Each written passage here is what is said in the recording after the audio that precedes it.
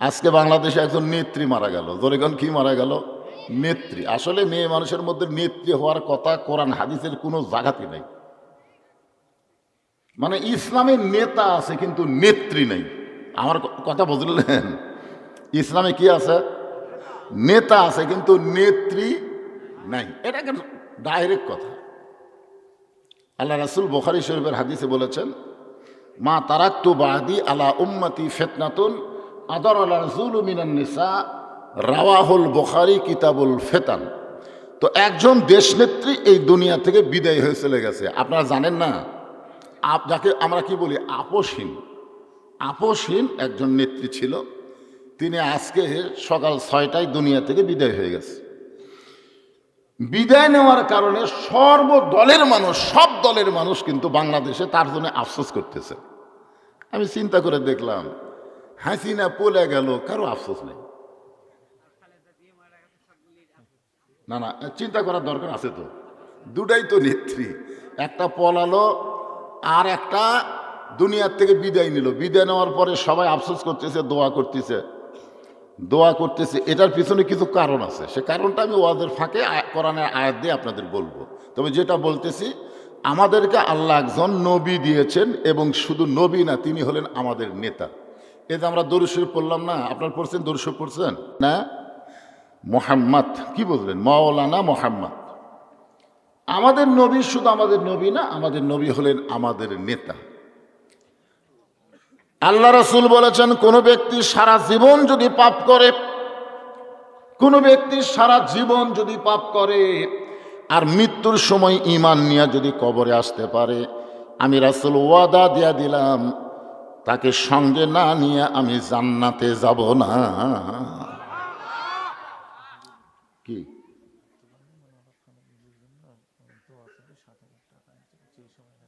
দোয়া? মানে সেই দোয়া হবে আজকে। আমি তো ফেসবুকে কমপক্ষে 10বার পোস্ট করছি তার দোয়ার জন্য। দোয়া তো হবেই। তো মোশাররফ ভাইয়ের পক্ষে থেকে আছে নাকি?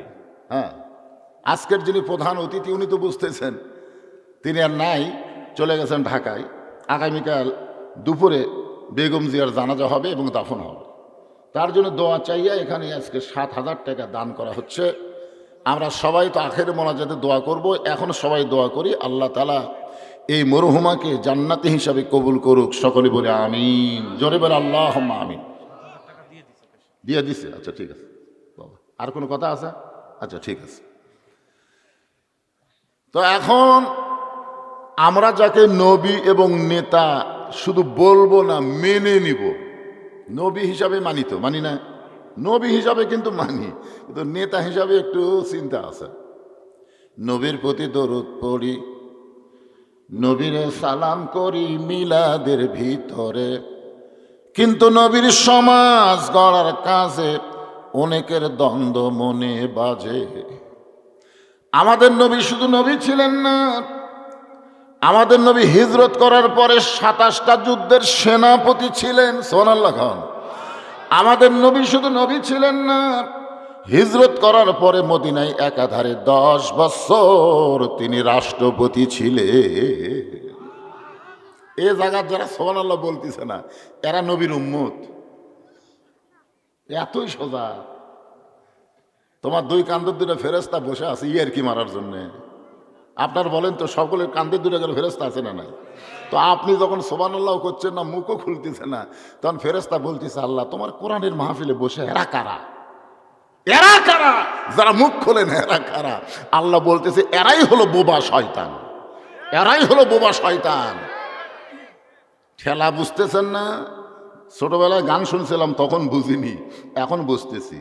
আছেন আমার মুক্তার, আছেন আমার বারিস্টার, শেষ বিচারের হাইকোর্টেতে তিনি আমায় করবেন পার। আমি পাপী, তিনি জামিনদার। আল্লাহ যখন হাকিম হইয়া আমাদেরকে আসামি বানায় বিচার শুরু করবেন, ওই সময় আমাদের নবী উকিল হবেন, বারিস্টার হবেন।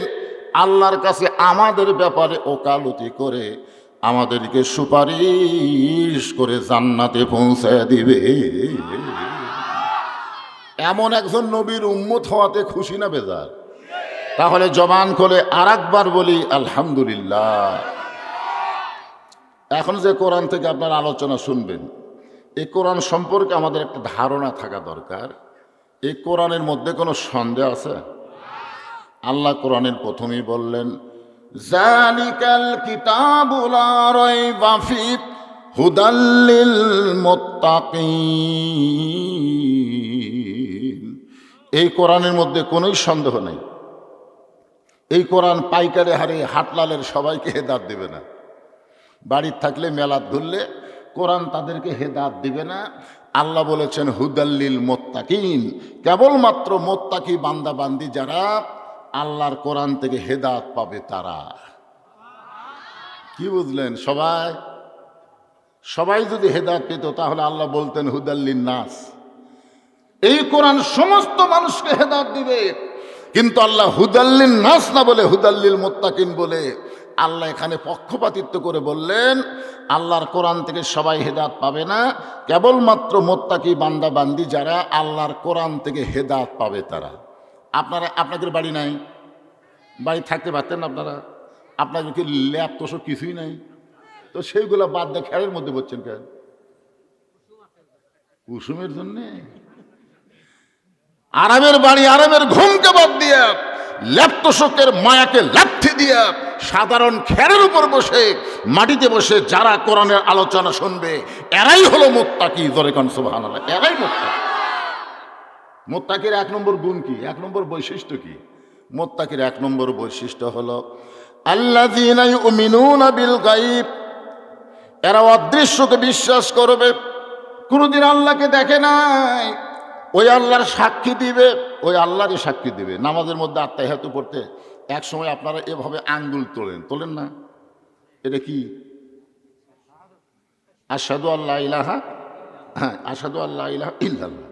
তো ফেরেশতারা বলতেছে আল্লাহ এরা তো আপনাকে কোনোদিন দেখেনি, এরা তো কোনোদিন আপনাকে দেখে নাই, তো এইভাবে আঙ্গুল তুলে আপনার সাক্ষী দেয়, এদের খবর কি? আল্লাহ বলতেছে এরা যত বড়ই পাপী হোক না কেন, আশহাদু আল্লাহ ইলাহা ইল্লাল্লাহ বলে আমাকে সাক্ষী দেওয়া মাত্রই এরা জান্নাতি। জান্নাতে যাইতে 1000 বছরের আমল লাগে না, একটা স্বীকারোক্তি বান্দা বান্দিকে জান্নাত পর্যন্ত পৌঁছায় দেয়। জানেন আপনারা? 1000 বছর। এখনই নামাজ পড়ছে, আসরের নামাজ পড়ে জমির ধান দেখতে গেছে, কপালত নামাজের দাগি আছে, ধুলাও ভরে আছে, এখনো মসেই নেই। জমির ধান দেখবে যায়, দেখে উপর জমির পানি চলমল করতেছে, নিচে আর জমির পানি নেই। এবার চারিদিকে তাকাছে, এভাবে চারিদিকে তাকে দেখে কেউ নেই, কেউ নাই। আস্তে করে বসে বিসমিল্লাহ কয়ে আল কাটছে। আল কাটার সময় কিন্তু খালি আল কাটেনি, বিসমিল্লাহ কয়ে আল কাটছে। আবার ওই পানি দিয়ে হাত ধুইয়া ও আবার দাঁড়ায় চারিদিকে তাকায় বলতেছে আলহামদুলিল্লাহ কেউ দেখেনি। আপনার বলেন তো এই নামাজি কিন্তু মুত্তাকি না, ও নামাজি কিন্তু অদৃশ্যের প্রতি বিশ্বাস স্থাপন করে নাই। আপনার বলেন তো কেউ না দেখলেও কে দেখতেছে? দুই কান্দের দুটা ফেরেশতাকে আপনারা কোনদিন দেখছেন? তোমার দুই কান্দে দুই মোহরি লিখিতেছেন ডায়েরি, দলিল দেখে রায় দিবে, টাকা পয়সার নাই কারবার। কিরামান কাতিবিনা ইয়ালামুনা মা তাফআলুন।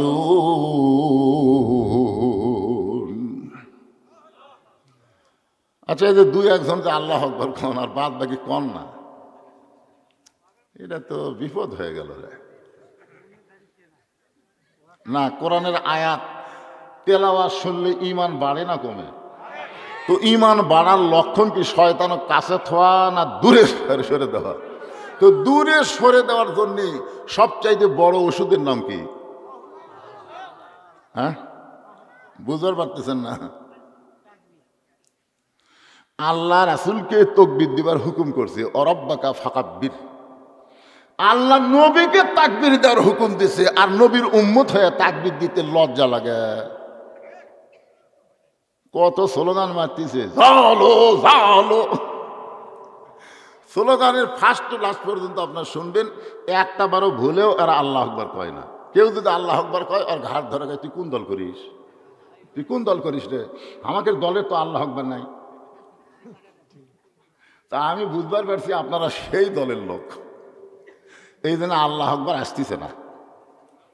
শোনেন, যে দল করেন, মসজিদের বাহিরে মানুষ 14 দল 20 দল করে না, কিন্তু মসজিদের মধ্যে ঢোকার পরে কয় কাতার? এ কথা কন না কেন, কয় কাতার? আপনারা কি মাশাআল্লাহ, এই কি রে টাকা দিয়ে দৌড় মারে এরা, কিন্তু বুঝি না। হাত যাও। 3 জন ছোট বাচ্চার হাতে 3000 টাকা দান করেছে। টাকা কে দিতে আমরা জানি না, এরা কি কামাই করে পারা? কিন্তু এরকে হাত দেয়া অভ্যাস করাচ্ছে, আমরা মরে গেলেও এরা দান করবে। ছোট বাচ্চাদের হাতে টাকা দিয়ে অভ্যাস করান, খালি মোবাইল দিতেছে। আমার বাবু মোবাইল ছাড়া ভাত খায় না, আমার বাবু মোবাইল ছাড়া কান্না থামে না। ওরে বাবু রে, দেখেন কি কাম করলো আল্লাহ, যে ছোট বাচ্চাদের হাতে দান করলো। এই বাচ্চাগুলোকে দানবীরের খাতায় কবুল করো, ওদের আপনজনকে আল্লাহ তুমি কবুল করো। জোরে কর আমিন। আপাতত 1-1.5 ঘন্টা আপনারা আর কোনো দান করেন না ভাই। বহুদিন পরে যাচ্ছি, একটু প্রাণ ভরে কথা কই। হ্যাঁ কি কন? আদায় আমি করবো তো, আদায় এর আগে হাতলাল করি না, এ সাইজ মতো মার হবি, একজন উঠবি না, কারণ লাস্টে মোষের গোস্তের পোলা আছে, যাবি তাই।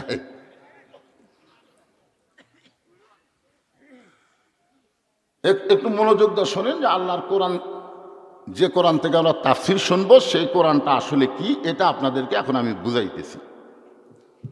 তাহলে মুত্তাকির বৈশিষ্ট্য হলো, তোমার 2 কান্দে 2 মুহুরি লিখিতেছেন ডায়েরি। কোনোদিন ফেরেশতাকে দেখি নাই, এরপরও বিশ্বাস করা লাগবে। যদি প্রত্যেকটা মুসলমান অদৃশ্যকে বিশ্বাস করে, তার দ্বারা কোনো অন্যায় কাজ হবে। রাত 11টার সময় যুবক ছেলে মোবাইল হাতত নিয়ে চিন্তা করতেছে, বাপ মাও তো ঘুমিয়ে গেছে, দরজা জানলাও লেগে দিছে। এখন শীতের রাত্রে কম্বলের মধ্যে যে মনে করতেছে কেউ তো চেতন নেই, এই সুযোগে মোবাইল খালি চলাবে না, মোবাইলের মধ্যে অশ্লীল ওই ভিডিও দেখবার যাচ্ছে। ও যদি বিশ্বাস করতো যে কেউ না দেখলো আল্লাহ দেখতেছে, কেউ না লেখলেও 2 কান্দের ফেরেশতা লিখতেছে, বলেন তো ওর দ্বারা কোনো অন্যায় হবে? এই জন্য মুত্তাকির 1 নম্বর বৈশিষ্ট্য হলো আল্লাযীনা ইউমিনুনা বিল গায়ব, অদৃশ্যের প্রতি বিশ্বাস স্থাপন করা লাগবে। এখন আসেন মুত্তাকি সম্পর্কে আল্লাহ তাআলা কি বললেন, ইয়া আইয়ুহাল্লাযীনা আমানু, যারা আমাকে বিশ্বাস স্থাপন করেছ। মুত্তাকির 1 নম্বর গুণ হচ্ছে আত্তাকুল্লাহ। আত্তাকুল্লাহ, ভয় করতে হবে কাকে? বর্তমান বাংলাদেশে যেই সমাজ চলতেছে, যে মানুষের সংবিধান চলতেছে, এই সংবিধানে আমরা ভয় করতেছি কাকে? বর্তমানে আল্লাহ ভয় করতেছেন? আপনাকে এই নন্দীগ্রাম মডেল মসজিদে আপনি একদিন জোহরের নামাজ পড়বেন, নিয়ত করেছেন সামনে কাতারে। এখন মসজিদের দরজার যে পায়ের দিকে খেয়াল করে দেখেন 3000 টাকার জুতে। এখন আপনি বলেন তো, আল্লাহর ভয়ে 3000 টাকার জুতের দরজা থুয়ে আপনি সামনে কাতারে নামাজ পড়তে পারবেন? কথা কয় না রে বা। আপনি আল্লাহর ভয় করুন, আল্লাহ তোমার ভয়ে আমি জুতার দরজা থুলাম, জুতার দরজা থুয়ে আমি সামনে কাতারে তোমার ভয়ে নামাজ পড়বো। এর নিয়তে আল্লাহর ভয়ে লোকটা জুতা থুয়া মসজিদের মধ্যে গিয়ে আল্লাহর ভয়ে নামাজ শুরু করছে, কিন্তু সালাম ফিরে বের হয়ে দেখে সবার জুতে আছে, অর্ডার নেই। তখন বলতেছে, ভাই তোর কে জুতে আছে, আমারটা নাই কেন? আরে পাগলা, আমরা কি জুতা এখানে থুছিলাম? তাই আমরা জুতা লেগে মসজিদের মধ্যে থুছি রে। তোকে তাহলে তোরা কার ভয় জুতা হাততলে মসজিদের মধ্যে? চোরের ভয়। আমি তো করছি আল্লাহর ভয়। আর বর্তমান পরিবেশে আল্লাহর ভয় চলে? যে পরিবেশ বর্তমানে মানুষের তৈরি আইন দ্বারা সমাজের রাষ্ট্র চলে, এই পরিবেশে আল্লাহর ভয় চলবে না। আল্লাহর ভয় করবার গেলে আল্লাহর পরিবেশ লাগবে। ধরে বলেন, কার পরিবেশ লাগবে? আল্লাহর পরিবেশ তৈরি করতে গেলে মানুষের কোনো আইন চলবে না, আমার আল্লাহর কোরআনের আইন চালু করা লাগবে। শুধু কোরআন শুনলে হবে না, এই কোরআনের আইনটা বাংলাদেশ চলুক। কারা কারা চান? আল্লাহকে একটু হাত দেখান তো দেখি। এ যারা হাত একটু বেঁকা টেনে করে তুলবেন, সব কিন্তু ভিডিও হচ্ছে, টান টান করে তোলেন।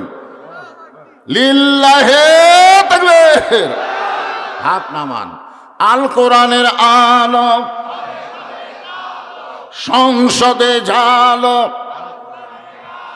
কোরআন হাদিস যেখানে, দুনিয়ার মুসলমান লিল্লাহে তাকবীর। আমি যেটা বলতে চাইছিলাম মনে নাই, সেটা হলো মসজিদের মধ্যে, মসজিদের বাইরে আপনি 14 দল 20 দল, কিন্তু মুয়াজ্জিন যখন আজান দিল, আজান দেওয়ার পরে সবাই নামাজি। এখন বলেন তো আপনি মসজিদে কোন দল হয়ে ঢুকতেছেন? আপনি কি দলের নিয়ম মানতেছেন না আল্লাহর হুকুম? তো আল্লাহর হুকুম মানবার যে কোন পাও? শুধু ডান পা দিলে হবে? জবান খুলে একটা দোয়া পড়া লাগবে। দোয়া পড়তেছেন আল্লাহুম্মা আফতাহ লি আবওয়াব রাহমাতিক। দোয়া পড়ার পরে সবাই মসজিদের মধ্যে গিয়ে দেখতেছেন আওয়ামী লীগ, বিএনপি, জাতীয় পার্টি, জামাত। আপনারা বলেন তো এক এক দল এক এক কাতার না সব দল এক কাতার? তাহলে মসজিদের মধ্যে ঢুইকা যদি আপনারা 14 দল 20 দল ভাঙ্গা এক কাতার হবার পারেন, কোরআনের মাহফিলে যখন ঢুকবেন তখন 14 দল 20 দল ভাঙ্গা এক দল হওয়া লাগবে। জোরে কোন কথা ঠিক কিনা? আপনি এখান থেকে বাইরে যায় যা করেন করেন, কিন্তু এর ভিতরে যতক্ষণ আছেন আপনি কি কোরআনের সাথে থাকবেন না কোরআনের বিরুদ্ধে যাবেন? কোরআনের সাথে থাকলে একটু হোহা করা লাগবে ভাইজান, কি করবেন? হতে পারে আজকের মাহফিল আমাদের জীবনের শেষ মাহফিল, এরকম গ্যারান্টি দিবারই পারলেন না যে আমার বাড়ি সব চাইতে কাছে, আমি ওয়াজ শেষ করে বাড়িতে যাব। এরকম গ্যারান্টি যখন দিবার পারেন না, তাহলে আর মানুষের দল আমরা করব না, আমরা আল্লাহর দল করার নিয়ত নিয়েই আলোচনা শুনবো ইনশাআল্লাহ। একটু মনোযোগ দিয়ে শুনবেন। আত্মা করল এই ডিগ্রি অর্জন করতে গেলে মানুষের তৈরি আইন দেওয়া হবে না। এই ডিগ্রি অর্জন করতে গেলে আল্লাহর কোরআন লাগবে। বোঝানোর জন্য বলতেছি, বাংলাদেশের মতন 96টা দেশের খলিফা, আমাদের বাংলাদেশ 96টা একত্র করলে যত বড় দেশ হবে তত বড় দেশের খলিফা হযরত ওমর জুমার দিনে মসজিদে মেম্বরে দাঁড়িয়ে খুতবা দিচ্ছেন। জুমার দিনে মসজিদের মেম্বরে দাঁড়িয়ে কি দিচ্ছেন? খুতবা দিচ্ছেন। মাঝখান থেকে এক সাহাবী দাঁড়িয়ে বলতেছি, আমির আল মুমিনিন, আপনার খুতবা আমরা শুনবো না, আপনার খুতবা আমি শুনবো না। এ কথা বললে একটা কথা ছিল, কিন্তু যখন বলেছে আমরা শুনবো না, তার মানে কি সবাই? আসলে নামাজের লোকমা কি সব মুসল্লি দেওয়া লাগে? ইমাম যদি 4 রাকাত নামাজে 3 রাকাতে বসে, সবাইকে আল্লাহ আকবার কওয়া লাগবে? একজন আল্লাহ আকবার বললেই ইমাম বুঝবার পরে আমি ঠিক নাই, ঠিক কিনা বলেন? লোকমা দেওয়া মানে কি আমি ঠিক নাই, কেন আমি মনে হয় ভুল বসেছি, লাভ দিয়ে উঠছে। কিন্তু বহু লোকমা আমরা দিছি, হাসিনা এমন বসা বসিছে ভাই ওটিনি। ওই মনে করছিল 41 সালের আগে আমার তুলবি কে, এরকম মনে করাই কিন্তু বসে আছিল, ঠিক কিনা বলে না? লোকমা দিয়ে কাম হয়নি, আমরা বহু লোকমা দিচ্ছি, কাম হয়নি। লোকমা তো গ্রহণ করা লাগবে, গ্রহণই করেনি। এখন হযরত ওমর যখন খুতবা দিচ্ছেন, হাজার হাজার সাহাবীদের মধ্য থেকে একজন দাঁড়িয়ে বলে, আমির আল মুমিনিন, আপনার খুতবা আমরা শুনবো না। ওমর ফারুক বললেন, আমার অপরাধ কি, আমার দোষ কি? বলে, আপনার অপরাধ হলো আমাদেরকে খাটো পাঞ্জাবি দিয়ে আপনি লম্বা জুব্বা পরে খুতবা দিচ্ছেন। আমাদেরকে খাটো পাঞ্জাবি দিবেন আর আপনি লম্বা জুব্বা পরে খুতবা দিবেন। এই লম্বা জুব্বা কোথায় পাইলেন? যতক্ষণ না বলবেন ততক্ষণ আপনার খুতবা আমরা শুনব। আচ্ছা, যদি মানুষের আইন চলতো তাহলে এরকম লোকমা দেওয়ার সাহস পেত? আইন চলতেছে কার? আল্লাহ। উমর আইন মানে কার? আরো ধরে কন। এটা যদি কোনো এমপি কেউ বলতো, এমপি সাহেব, এমপি সাহেব, আমরা কি জানো শুনতেছি, এমপি কিছু বলার আগে ওর সায়েন্স ধরতো, কি রে এই আমাকে এমপি সম্পর্কে কি শুনিস রে? মানে আসলে নেতা যাওয়াই লাগবে না, এখন এত সায়েন্স হচ্ছে ভাই, হায় হায়। কিন্তু কেউ যখন মসজিদের নববীর মধ্যে কোনো কথাই বলতেছে না, উমর ফারুকের চোখ দিয়ে দর দর করে পানি পড়তেছে, কারণ খুতবা বন্ধ করে দিস। এমন সময় 30 পারা কোরআনের হাফেজ, 6 লক্ষ হাদিসের হাফেজ, ছেলেটার নাম হলো আব্দুল্লাহ, বাবার নাম হলো হযরত ওমর। ছেলেটার যোগ্যতা দেখেন, 30 পারা কোরআনের হাফেজ, 6 লক্ষ হাদিসের হাফেজ। উমর ফারুক কেমন নেতা দেখেন, আল্লাহর কোরআন দিয়ে যখন রাষ্ট্র চলবে তখন প্রত্যেকটা নেতাকে একদম বাকদম করম সাজো ঢাক ঢোলক ঝাঁঝর বাজো এই মিথ্যা শিক্ষা না দিয়া আল্লাহর কোরআনের শিক্ষা দেওয়া বাধ্য হওয়া লাগবে। জোরে কোন কথা ঠিক কিনা? নেতার বেটারাই কোরআন জানে না, তাহলে চামচের বেটারা শিখবি? আজকে প্রাইমারির জন্য কোনো ভিক্ষা করা লাগে, কিন্তু ফোরকানিয়া মাদ্রাসার জন্য কি 90% মুসলমানের দেশে প্রাইমারি সরকার চালাবি, তো ফোরকানি চালাবি না কেন? কি জন্য চালাবে না? আমরা মুসলমান হয়ে আল্লাহর কোরআনের বিজয় যদি করতে পারি তাহলে আগামীতে মিথ্যা শিক্ষা বাংলাদেশের মাটিতে হবে না, সত্য আল্লাহর কোরআনের শিক্ষা শুরু হবে। জোরে কোন কথা ঠিক কিনা? ওয়াজ দিয়ে কিছু হবে না। 13 বছর ওয়াজ দিয়ে নবী মুসলমান বানাছে মাত্র 317 জন। 13 বছর 13 বছর দাওয়াত দিয়া ওয়াজ দিয়া মুসলমান হচ্ছে 317। নবী খালি কয় আল্লাহ তো বাড়তিছে না। আল্লাহ বললেন এই পরিবেশে মুসলমান বাড়বি না, পরিবেশ পাল্টান লাগবি। হিজরত করে মদিনায় গেলেন মাত্র 8 বছর। জোরে কোন কয় বছর? 8 বছরে 10,000 সাহাবী নিয়ে মক্কা বিজয় হয়ে গেল। তাহলে 13 বছরে মুসলমানের সংখ্যা কত? 317। আর 8 বছরে কত হাজার? 10,000 সাহাবী নিয়ে মক্কায় বিজয়। এখন চিন্তা করেন, মক্কার ইসলাম মদিনার ইসলাম দুইটা এক না। স্বাধীনতার পর থেকে এ পর্যন্ত বাংলাদেশে মক্কার ইসলাম চলেছে। আগামী ফেব্রুয়ারির 12 তারিখের পরে এই বাংলাদেশে মদিনার ইসলাম চালাতে হবে। জোরে কোন কথা ঠিক কিনা? কথা বলেন। এই কাড়ু বাড়ু করে নামাজ পড়ান যাবি না, হাত পাও ধরে নামাজ পড়ান যাবি না। বাপ নামাজ পড়ে, বেটা নামাজ পড়ে না, দাদা নামাজ পড়ে, লাতি মেলার মধ্যে ঘরে কি? তুমি যদি মুসলমান দাবি করো তোমাকে হাত পাও ধরে কারুবারু করে অনুরোধ করে নামাজ পড়ান যাবে না। নামাজ কায়েমের বিল যখন সংসদে পাস হবে তুই পড়বি না, তোর বাপ পর্যন্ত পড়বি। জোরে কর কথা ঠিক পড়বি না। খালি গিরাই গিরাই বাড়ি ফালালে ওই পড়া মাত্র বাপও পড়বি। ভাই হ্যাঁ, কি অবস্থা! জুমার দিনে মুসল্লি হয়, ফজরত হয় না। আপনি জানেন 1 কোটি জুম্মের নামাজ যদি একদিকে দেওয়া হয় আর একদিনের ফজর যদি অন্য পাল্লায় দেওয়া হয়, 1 কোটি জুমার চাইতে একটা ফজরের নামাজের ওজন বেশি হবে। জুম্মার দিনে সবার শেষে আসতেছে, আগে বার হয়ে যাচ্ছে, আল্লাহর সাথে ঠাট্টা করবার আসতেছে। তুমি জানো জুমার নামাজের ফরজ কি? জুমার নামাজের ফরজ হলো ইজানু দিয়ালিস সালাতি মিন ইয়াউমিল জুমআ ফাসআউ ইলা যিকরিল্লাহ। জুমার নামাজের আজান যখন মুয়াজ্জিন দিবে, আজান শোনার সঙ্গে সঙ্গে দৌড়ে দৌড়ে মসজিদে আসা লাগবে, ঢিলা ঢালা হাঁটে হাঁটে আসা যাবে। তো জুমার দিনে ফরজ কি? আজান শোনার সাথে সাথে। আর আসতেছে কখন? সবার শেষে আসতেছে, পুরা স্যান্ডেল পাঁচ দিয়ে নতুনের কাছে থসে। আবার যাবার সময় সবার আগে নতুন পাঁচ দিয়ে রওনা দিছে। ধরা পড়লে বলবে বদল হসে ভাই, বদল হসে ভাই। কে বদলের সাইজ নাই?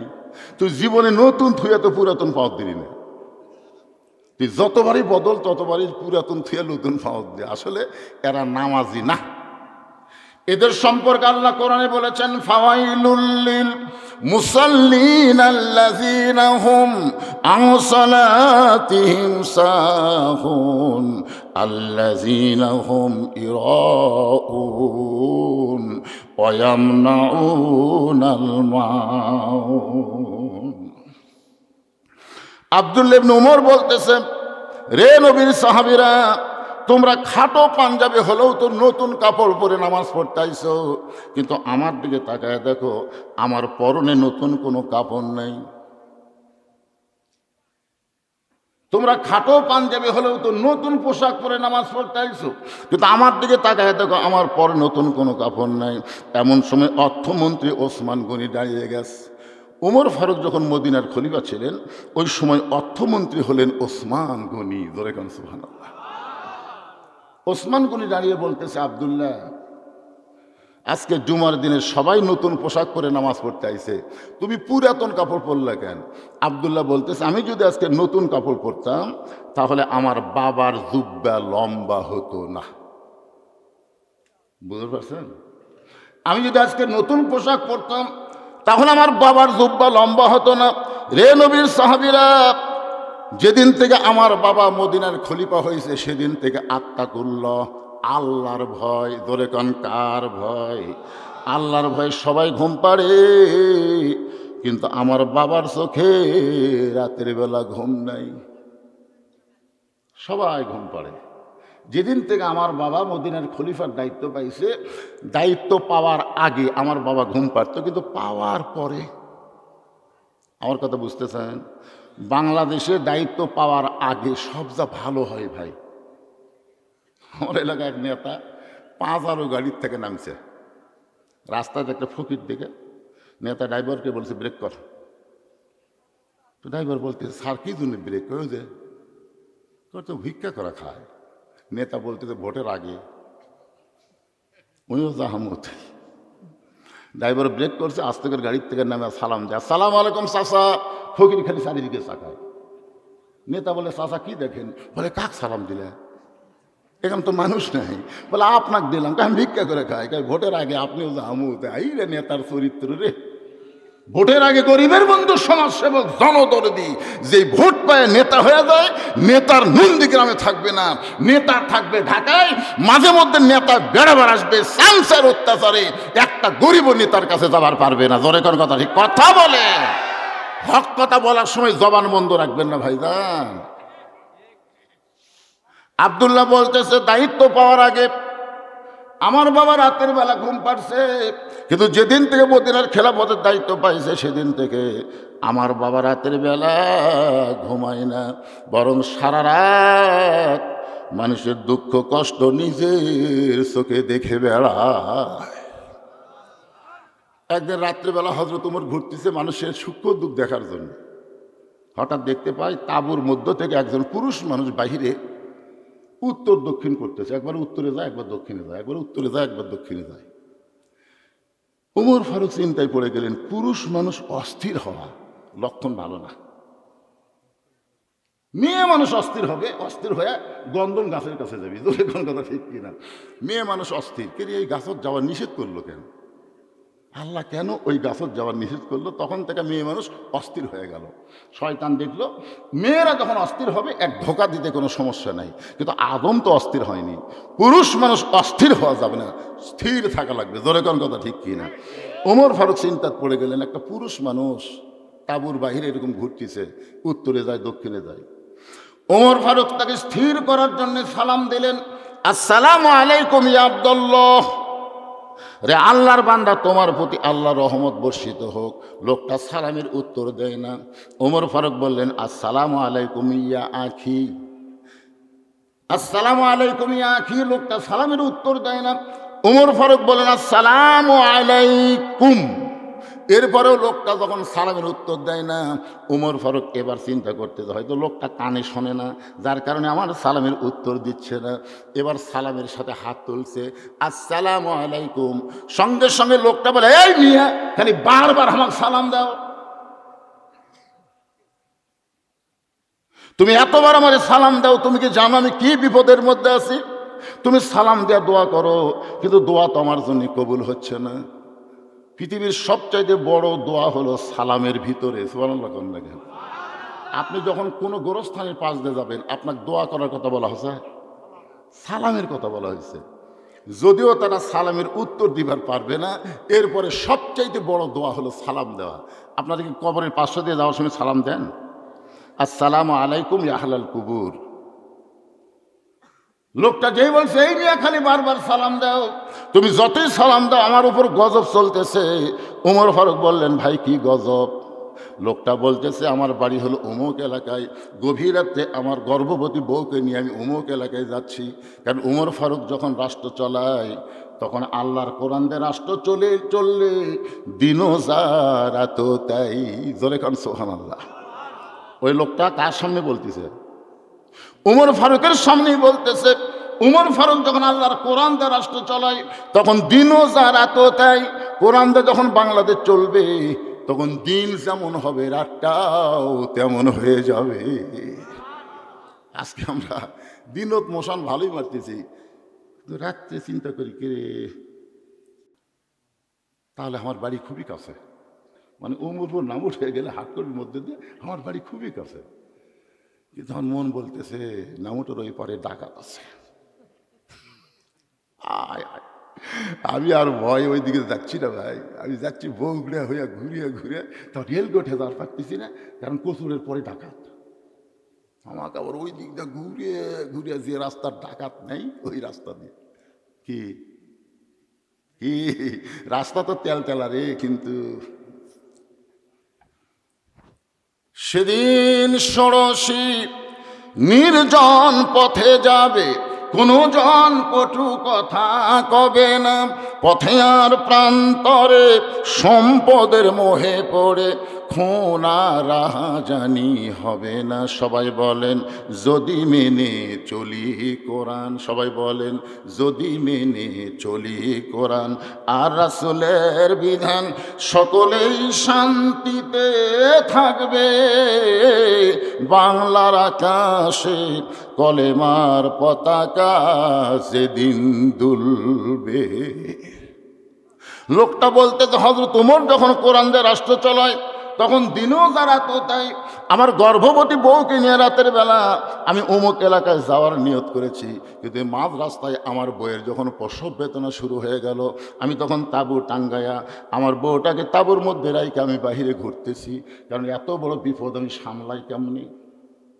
আমার বউটা গর্ভবতী, প্রসব বেদনায় কাঁদতেছে, আমি এখন কি করব? উত্তরে যাই দক্ষিণে যাই, আর তুমি খালি মিয়া সালাম দাও। ওমর ফারুক মুসকে হাইদা বললেন ভাইজান তোমার কোনো টেনশন করা লাগবে না, আমার বাড়িতে ভালো একটা ধাত্রী আছে। সুবহানাল্লাহ কর না কেন? তিনবার সালাম দিয়েছে, উত্তর দেয়নি, এই মিয়া কছে। তারপর আমাকে লোক হলে কি হতো? আমাকে মতন লোক হলে একটা মেম্বার হলে ওর কান সারা ফাটে দিত মেম্বার, আর চেয়ারম্যান হলে তো কথাই নাই, আর এমপি হলো তো ওরে বাবা রে। হ্যাঁ, আর এটা কি রে? বাংলাদেশের প্রধানমন্ত্রী, বাংলাদেশের মতন ৯৬টা দেশ, যাকে বলা হয় অর্ধ জাহানের খলিফা, ধরে কোন সুবহানাল্লাহ, সে অর্ধ জাহানের খলিফা, তার কপালে হাত দেয়, ঘাম মুছে দিয়ে বলে ভাইজান কোনো টেনশন করবেন না, আমার বাড়িতে একটা ভালো ধাত্রী আছে, একটু ধৈর্য ধরেন, ইন্নাল্লাহ মা'আস সাবিরিন, ধৈর্যশীলদের সঙ্গে কে আছে? আরো জোরে বিশ্বাস করেন আপনারা? আমরা ধৈর্য ধরছি আর খালি দোয়া করছি। 23 সালের আগস্ট মাসে আল্লামা সাইদি হুজুরকে জেলখানা থেকে বের করে হাসপাতালে যখন নিয়ে গেল, ওই সময় হুজুর একটা হাসি দিছিল, আপনারা জানেন।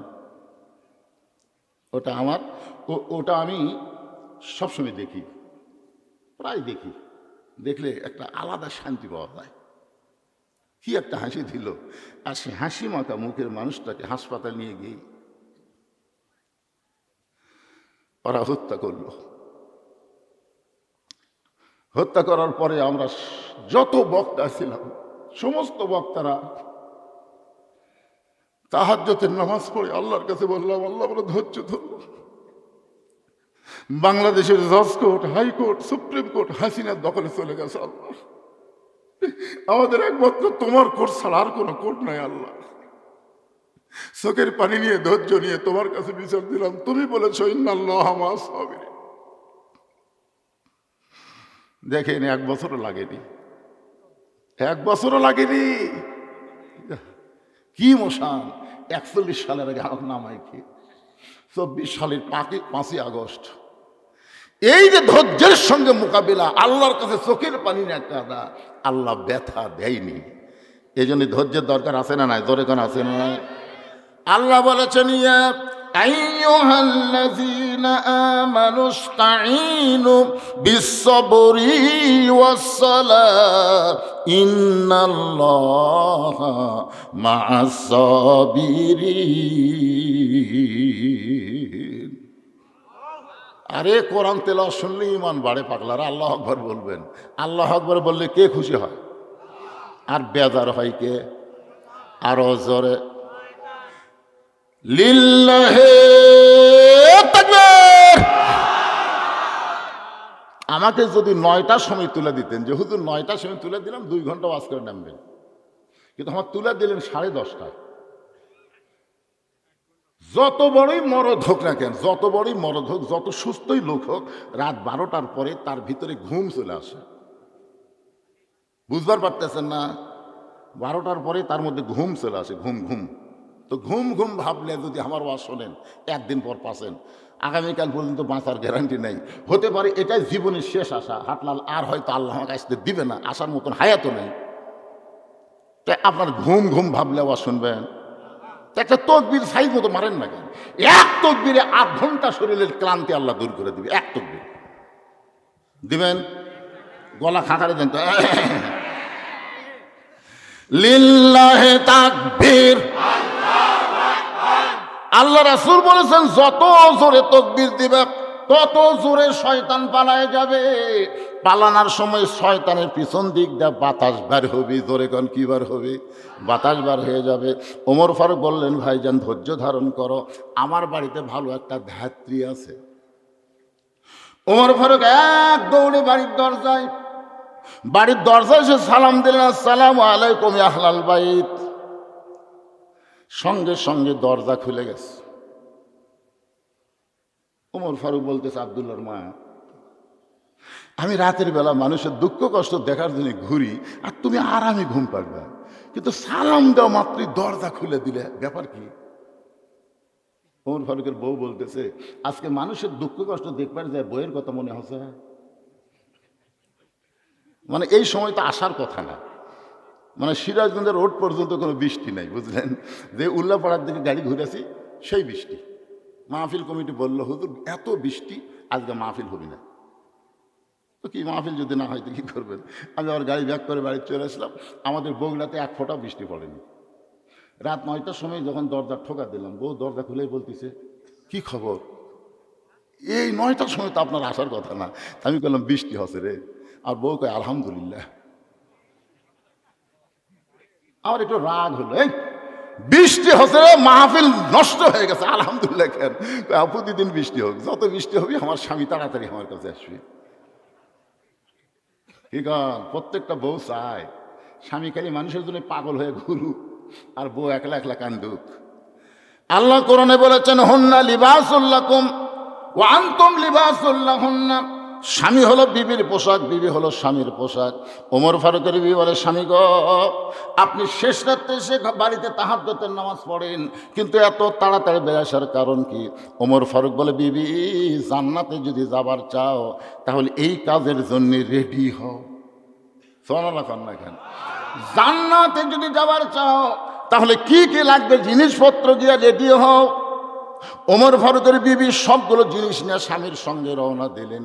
তারপর উল্টা পিঠ দিয়ে বউকে ঢুকাই দিয়া ওমর ফারুক বললেন, ভাইজান ভালো ধাত্রী তাবুর মধ্যে ঢুকেছে, আপনি কোনো টেনশন করবেন না, আপনার বইয়ের ব্যাপারে কোনো টেনশন করা লাগবে না। কিছুক্ষণ পরে হযরত ওমর ফারুকের বিবি বলতেছি, আমির আল মুমিনিন, আপনার বন্ধুকে খবর দেন তার বউ এবং তার সন্তান সুস্থ আছে। আপনারা তো সুবহানাল্লাহ বলতেছেন, কিন্তু এর খবর কি? যেই বলছে আমির আল মুমিনিন, ওমর ফারুকের বউ যেই বলছে আমির আল মুমিনিন, যেই শুনছে আমির আল মুমিনিন, উনি আর আছে? যে ওমর রাস্তাতে গেলে শয়তান কয়দিন যায় না, আর সেই ওমর 3 বার সালাম দিছে, ওই উত্তর না দে হুমকি, ভাই মিয়া। তো যখনই শুনেছে আমির আল মুমিনিন, আপনার বন্ধুকে খবর দেন তার স্ত্রী এবং বাচ্চা সুস্থ আছে, ওমর ফারুক তাকায় থেকে লোকটা মাটিতে পড়ে কাটা মুরগির মতন ছটফট করতেছে আর বলতেছে, ই আমির আল মুমিনিন, আমার বেয়াদবি মাফ করে দেন, আমি আপনাকে চিনতে পারি নাই। ওমর ফারুক বুকের মধ্যে জড়ে ধরে বলতেছে, ভাইজান তুমি দোয়া করো আল্লাহ যেন জাহান্নামের আগুন থেকে আমাকে বাঁচায় দেয়, কেন আত্মা করলাম আমার কলিজায় এত ভয়, আমি দায়িত্ব নেওয়ার পরে কোনো মানুষ যেন কষ্ট না পায়।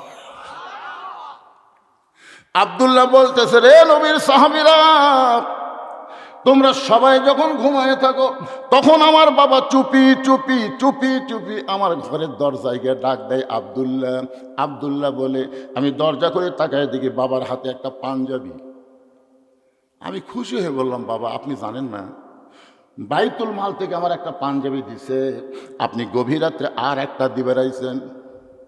সঙ্গে সঙ্গে হযরত ওমর আল্লাহর কোরআন থেকে তেলাওয়াত করতেছেন, ইন্নাল্লাহা ইয়ামুরুকুম আন তুআদ্দুল আমানাতি ইলা আহলিহা ওয়া ইযা হাকামতুম বাইনান নাস আন তাহকুমু বিল আদল। আল্লাহু আকবার। যে আব্দুল্লাহ বলতেছে, আপনি জানেন না বাইতুল মাল থেকে আমাকে একটা পাঞ্জাবি দিয়েছে বাবা, আপনি আর একটা দিবে রাখছেন। নেতার বেটার মধ্যে লাভ আছে, দুটা পাওয়া যায়। ওমর ফারুক কোরআনে আয়াত বললেন, আব্দুল্লাহ রে, হে তুই কি মনে করছিস, তুই কি মনে করছিস যে একটা পাঞ্জাবি পাইছিস আমি আর একটা দিবে রাখছি? ওই হাকামতুম বাইনান নাস আন তাহকুমু বিল আদল। আল্লাহর কোরআন দিয়ে যখন রাষ্ট্র চলবে তখন হাকিম ইচ্ছা মতো আইন প্রণয়ন করবে না, আল্লাহর আইন অনুযায়ী হাকিমকে রায় দেওয়া লাগবে। ধরে কোন কথা ঠিক কিনা? আলাইসাল্লাহু বিআহকামিল হাকিমিন। সবচাইতে বড় হাকিমের নাম কি? 15.5 বছর আমাদের বাংলাদেশের অবস্থা কি আমার ওয়াজের মধ্যে আপনারা শুনছেন। 6 বছর ন্যাংরা আমের চাষ করছে বগুড়াতেই।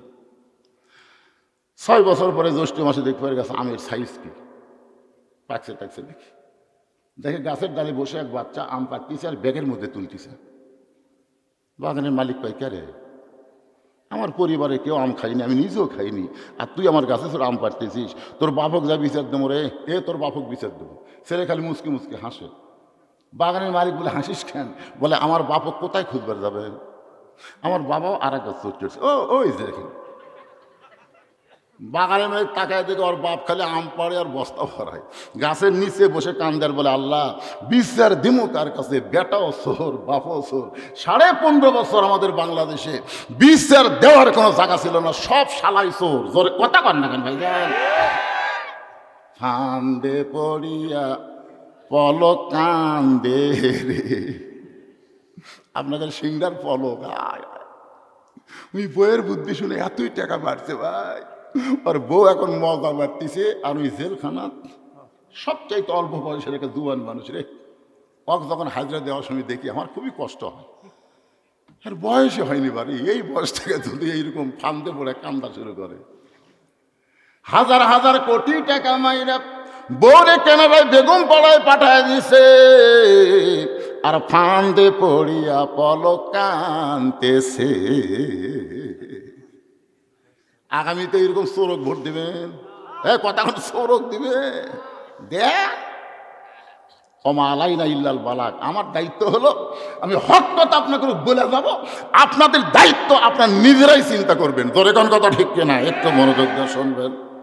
আল্লাহর বান্দার ওমর ফারুক বললেন, আব্দুল্লাহ রে, তুই একটা পাঞ্জাবি পাইছিস আর একটা দিবার আসিনি বাবা। এই পাঞ্জাবিটা আমার ভাগে পড়েছে। এখন বলতো আব্দুল্লাহ, বল এই ছোট পাঞ্জাবি গায়ে দিয়ে আমি যদি খুতবা দেই তাহলে কেমন দেখা যায়? মুসল্লির কাপড়ের দিকে কেউ তাকায় না, কিন্তু ইমামের দিকে সবাই তাকায়। আপনার বলেন তো, ইমামের দিকে সবাই তাকায় না? আমাকে একজন ফতুয়া আছে, হুজুর ইমামের দাড়ি যদি এক মুষ্টির নিচে হয় তার পিছনে নামাজ হবে? আমি বললাম, কে রে ভাই, তুমি ইমামের দাড়ি কি দে মাপলে? তুমি তো বললে এক মুষ্টির নিচে, এটা তুমি কি ভাই বুঝলে? হুজুর ইমাম যখন খুতবা দিচ্ছিল না, তখন আমি দূর থেকে মুঠ দিয়ে মাপিছি। হুজুর আমার মুঠ ইমামের দাড়ি খুব দেখেছি টান টান করলে একটু ছোটই হয়। আমি বললাম, তোমার দাড়ি? আমার দাড়ি নাই, তাই বলে হুজুরের থাকা লাগবে না? আপনারা বলেন তো, যেই দেশের মানুষেরা ইমামের দাড়ি মুঠ দেলাপে, সেই দেশের দাড়িমো চাচা মানুষকে যদি কেউ জাতীয় ইমাম কয়, এটা মানা যাবে? কেউ যদি কয় জাতীয় ইমাম, এর মানা যাবে না তো। জাতীয় ইমাম হবার গেলে তার চেহারার মধ্যে ইমামতির চিহ্ন থাকার দরকার আছে না নাই? ওমর ফারুক বলে, আব্দুল্লাহ রে, তোর পাঞ্জাবিটা আমাকে একটু দান করে দে বাবা। তোর পাঞ্জাবি আমার পাঞ্জাবি একত্র করে আমি একটু লম্বা জুব্বা বানায় নামাজ পড়াবার চাই। আব্দুল্লাহ বলে, গভীর রাতে বাবার চোখের পানির দিকে খেয়াল করে আমার নতুন পাঞ্জাবি বাবাকে দান করে দিলাম। দান করার পরে বাবার পিছনে পিছনে আমি রওনা দিলাম। বাবা ঘরের মধ্যে ঢুকে দরজা বন্ধ করে তার পাঞ্জাবি আমার পাঞ্জাবি একত্র করে বাবা সারা রাত এই লম্বা জুব্বা বানায়া আজকে জুমার দিনে সেই লম্বা জুব্বা বানায় খুতবা দেয়। এখন বলো খুতবা শোনা যায় কি না যায়? দেয়। সমস্ত সাহাবীরা চিল্লায় বলে, আল্লাহর কোরআন দিয়ে যখন রাষ্ট্র চলবে, এমন মুত্তাকি ভালো মানুষকেই মুসলমান নেতা হিসাবে দেখতে পাবে। এই জন্য আল্লাহ বলতেছেন মুত্তাকির গুণ হলো আত্তাকুল্লাহ হাক্কা তুকাতিহি। এই কোরআন থেকে হেদায়েত নিবার গেলে আল্লাহর ভয় করতে হবে, নিয়ম মতো যথাযথ সব সময়, নিয়ম মতো যথাযথ সব সময়। আমরা যে ভয় করি না তা কিন্তু না। এতদিন ঘুষের চাকরি করছে, ঘুষের চাকরি যখন শেষ হয়ে গেছে, বুঝলেন, চাকরি রিটায়ার করছে, তখন আল্লাহর ভয়ে কান দিচ্ছে মসজিদে যে, আল্লাহ আল্লাহ আমি আর জীবনে ঘুষ খাবো না, আল্লাহ আল্লাহ তোমার ভয়ে তওবা করতেছি, আল্লাহ আমি আর জীবনে ঘুষ খাবো। আপনার বলেন তো চাকরি আসা, তো চাকরি যখন নাই তখন আল্লাহর ভয়ে কান দিয়ে কোনো কাম হবে? যৌবন বয়সে কোনোদিন মসজিদে যায়নি, এই বুড়া বয়সে সিয়াল্লে মসজিদে গেছে। আপনি খোঁজলে দেখেন অধিকাংশ সিয়ার পার্টি যৌবন কালে নামাজ পড়েনি। আপনার খোঁজলে আমার এলাকা থেকে দূরবীন দিয়ে খুঁজে দেখছি ভাই, যারা সিয়ারত নামাজ পড়ে যখন হচ্ছে চামড়া ঢিল আল্লাহর সাথে দিছে মিল, আর আগে কিন্তু মিল দেয়নি। যখন মিল দেবার গেছে তখন থেকে হাঁটুর বল বিয়ারিং সব জাম মারছে, বুঝলেন, মিল দেবার গেছে এগুলো সব জাম মারছে। যেই শ্যালো মেশিন চলার না 2-4 বছর বসে থাকার পরে একবার স্টার্ট দিয়ে দেখেন তো কি হয়। স্টার্ট দিবার গেলে আপনাকে শুদ্ধ লড়াবি, লড়ে কি চালু হবি, কারোর বল বিয়ারিং সব দাম মারছে। কিন্তু যৌবন কাল থেকে নামাজ ধরালেই পাগলা, 7 বছর থেকে নামাজের তালিম দাও, 10 বছর থেকে জোর করে নামাজ ধরাও। যৌবন বয়সে যারা নামাজ ধরবে তারা মসজিদে কোনদিন সিয়ার দেওয়া লাগবেও না। সিয়ার যদি কোনো সময় দেওয়া লাগে, আল্লাহ বলবে সরকারি চাকরি 7 বছর করার পরে আমি আল্লাহ যদি সরকার যদি পেনশন দিবার পারে, যেই লোকটা যৌবনকালে 5 ওয়াক্ত নামাজ জামাতে আদায় করছে, বুড়া বয়সে যদি ঠিক মতো নামাজ পড়বার নাও পারে, ওই যেখানেই নামাজ পড়ুক আমি আল্লাহ পেনশনের সব দিয়ে দিব। জোরে কোন সুবহানাল্লাহ। কিন্তু আপনার বলেন তো ভাই, বাড়িতে নামাজ পড়লে কয় গুণ? 1 গুণ। আর মসজিদে নামাজ পড়লে 70 না 27 গুণ। সহি কথাটাই বলি আমরা, কয় গুণ? তো মসজিদে আপনি 27 গুণ সব পাবেন, এটা কি একলা একলা পড়লে পাবেন না জামাতের সাথে পড়লে পাবেন? তো জামাতের সাথে পড়বার গেলে 1 নম্বর শর্ত কি? জামাতের সাথে নামাজ পড়বার গেলে 1 নম্বর শর্ত হলো কাতার সোজা করা। কি সোজা করা? তো কাতার যদি হ্যাঁকা বেঁকা থাকে, বুঝলেন, তাহলে আপনার বলেন তো 27 গুণ হবে? এই জন্যে আল্লাহ রাসূল ততক্ষণ পর্যন্ত কেবলামুখী হয়নি যতক্ষণ পর্যন্ত কাতার সোজা কাতার পুরা না হয়েছে। আমাদের নবী কিন্তু আগেই কেবলামুখী হয়নি, বেলাল আকামত দেওয়া শুরু করছে আর নবী খালি বলতেছে, এই আবু বকর তোমার কাছে একজন খাড়া করো, এই লম্বা তোর কাছে ব্যাটালি, এই কালো তোর কাছে ফর্সা খাড়া। এইভাবে নবী ধনী গরিব একত্র করে নবী বলতেন, পায়ের গোড়ালির সঙ্গে গোড়ালি মিল করে কাতার সোজা করো। তা আপনি এখন 27 গুণ সওয়াব নেবেন, দেখেন সামনে কাতারটা একটা সিয়ার আছে। আপনি যদি 27 গুণ লিবার চান তাহলে ওর গোড়ার সাথে আপনি গোড়ালি মিলবি না, আস্তে করে সিয়ার দ্বিতীয় কাতারে থম, যে আমরা 27 গুণ নেবো, সিয়ার থমো না, দ্বিতীয় কাতারের লোকেরা বলতে তো আমরাও তো 27 গুণের আশা পাচ্ছি, সিয়ার থমো না, তৃতীয় কাতারে দিছে। তৃতীয় কাতারে মুসল্লি কয় আমরা আবার কি? শেষ পর্যন্ত দেখা যায় মসজিদের মধ্যে একটাও সিয়ার নেই, সব সিয়ার জিকির করতেছে বারান্দায়। তোরা সিয়ারলে বারান্দা যা। কিন্তু আপনার যদি দেখতে পান যে সিয়ারত বসে গেছে, কোনো ব্যক্তি যখন চেয়ারে বসবে মনে করবেন সেই লোকটা মারা গেছে। ফতুয়া হলে সেই লোকটা মারা গেছে, কারণ নামাজের ভিতরে বাইরে 13টা ফরজ, তার মধ্যে একটা ফরজ হলো দাঁড়িয়ে নামাজ শুরু করা। কথা কন না কেন ভাই? এটাকে আমার বাপের কথা বলতেছি, বাপের কথা। নামাজের ভিতরে বাইরে কয় ফরজ? 13 ফরজের একটা ফরজ কি? আল্লাহ কোরআনে বলেছেন কুমু লিল্লাহি কানিতিন। খালি দাঁড়ালে হবে না, দাঁড়ানোর মতন আনুগত্য নিয়ে দাঁড়ান লাগবে। কেরে ফুচকা এতক্ষণ ফুটে গেছিল না? এই ছোট ছোট বাচ্চাদেরকে ছাড়া দেন না ভাই, এরা কিন্তু এখন থেকে ট্রেনিং প্রাপ্ত হলে ভবিষ্যতে আপনার কান্দা লাগবে, জানেন? আপনি জানেন? আজকে মনে করতেছেন ছোট মোটো হুজুর, এরা ছোট মানুষ, ছোট ছেড়ে দিচ্ছে, নুই পাকা গেছে, আপনি কই চলাবি, সেই বুদ্ধি আল্লাহর মাথা দিয়েছে। আর অধিকাংশ সন্তানরাই হলো এখন সিজার করার বাচ্চারা মাথার কোনো ঝাঁকি পায় না, মাথার কোনোই ঝাঁকি পায় না, এক কাটে খালি বের করে। আর হামা করো, আমার দাদি কয় তো ফ্যান বেঁধে তোর মাথা লম্বা হয়ে গেছিল জানো, পরে থেবে আমার মাথা গোল করছে, আমার মাথা একটু বড় তো একটু লম্বা হয়ে গেছিল। এরকে মাথার কোনো অ্যাক্সিডেন্টই হয়নি, খালি কাটিছে বের করছে।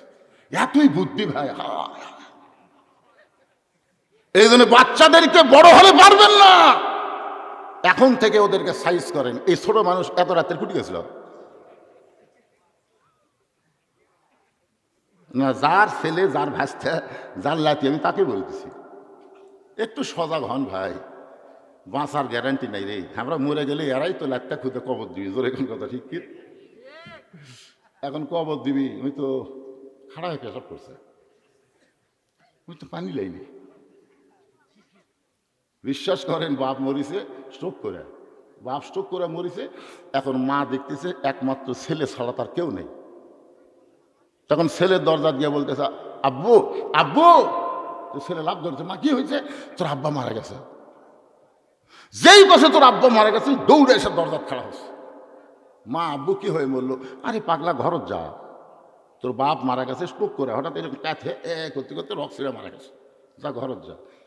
ছেলে বলতেছে মা কেমনি যাই?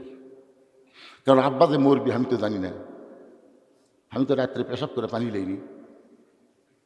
আব্বা যে মরবি এটা কি জানি? আমি তো পেশাব করে পানি লইনি, আমি তো যাওয়ার পারতেছি না। মা পাইতে কুত্তে নাকি রে, তুই মুসলমানের সন্তান হয়ে পেশাব করে পানি লইস না, তোর বাপ মরে গেছে, তোর বাপের কাছে তাহলে যাবি কে? তখন বলতে মা রাগ করছেন কেন? খালি সকাল হবার দেন। আব্বার কাছে যাওয়ার লোক নাই, যেই সকাল আছে ওই ফজরও পড়েনি, যে সারা পেশাব করে পানি লাগে না ফজর পড়বি। সূর্য পশ্চিম দিকে উঠেছে, ওই আস্তে করে পূর্ব দিকে সূর্য উদয় হয়েছে, ওই কিছুক্ষণ পরে মাদ্রাসা গেছে, ওই এলাকার যে হাফিজি মাদ্রাসা, সে মাদ্রাসা যাবে হুজুর স্যার আলির টান, ওই কি কম ঠেলাত করছে, হুজুর আমার আব্বা মরে গেছে, হুজুর আপনার গ্রুপ কেলে আসেন, হুজুর আপনার গ্রুপ কেলে আসেন। হুজুর একটা গ্রুপ আছে, যাই বলে আয় রে, সেই দিকে যাই রে, বুঝা শোনা নাই রে। এখন কে মরলো, নামাজি না বেনামাজি, কোরআনের পক্ষের লোক না বিপক্ষের লোক, এটা খেয়ালই নাই। হুজুর একে যাইয়া 3 খতম কোরআন পড়া জান্নাত দিয়ে থুয়ে এলো। 3 খতম কোরআন পড়ছে, পড়ে আমার দোয়া করতেছে, আল্লাহ তোমার এই মুদ্দার জন্য আমরা 3 খতম কোরআন দিলাম, আল্লাহ এর যা সব হয় সব মুদ্দার দিয়ে দাও। ফেরেশতা কয় আল্লাহ কথা কি ছিল, এরা কি দোয়া করলো? আল্লাহ কয় যতই দোয়া করুক মরা মানুষের জন্য কোরআন না, কোরআন হলো জীবিত মানুষের জন্যে। এখন কথা ঠিক কিনা? জেতা থাকতে যেই লোকটা কোরআনের বাইরে ছিল, কোরআনের পক্ষের মানুষ সবার পরে মরার পরে তার জন্য কোরআন খতম দেয় কোনো লাভ হবে না। আল্লাহর বান্দার একটু মনোযোগ দিয়ে শুনবেন। এই ছোট ছোট বাচ্চাদেরকে এখন থেকেই ট্রেনিং দেবেন।